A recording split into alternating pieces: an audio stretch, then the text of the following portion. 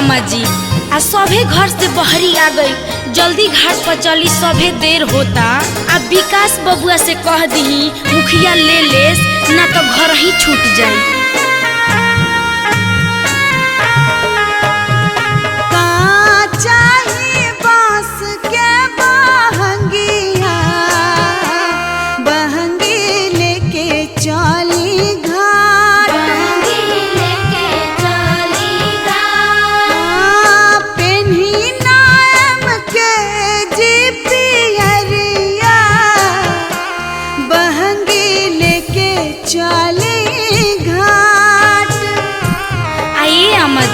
अब एगो रउआ पुरनका छठ गीत गाई ना। हम तो गईबे करब, हमार बेटा गायक हनु, पहले हमार बेटा एमके गाई। अच्छा ठीक बा माई, गावा तानी।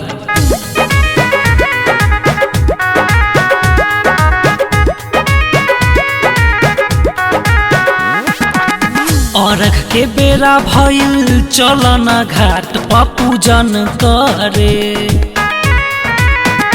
एहो अरख के बेरा भइल, चलना घाट पप्पू जन करे, हो दर्शन करे। छपरा के छठी घाट पप्पू जन करे, बख्तियारपुर के घाट पप्पू जन करे। अरख के बेरा भइल, चलना घाट पप्पू जन करे। अरख के बेरा भइल, चलना घाट पप्पू जन करे, हो दर्शन करे। पटना के छठी घाट पप्पू जन करे, आरा के छठी घाट पप्पू जन करे। पटना के छठी घाट पप्पू जन करे, आरा के छठी घाट पप्पू जन करे।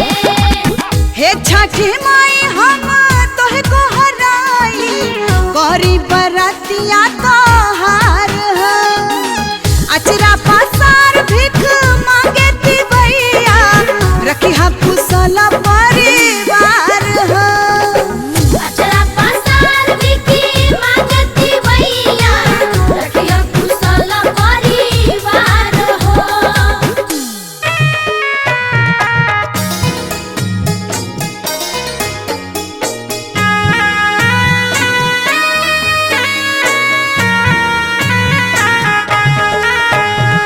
रउआ से इहे हाथ जोड़ियानु हो, आदित्य करी जानी देरिया।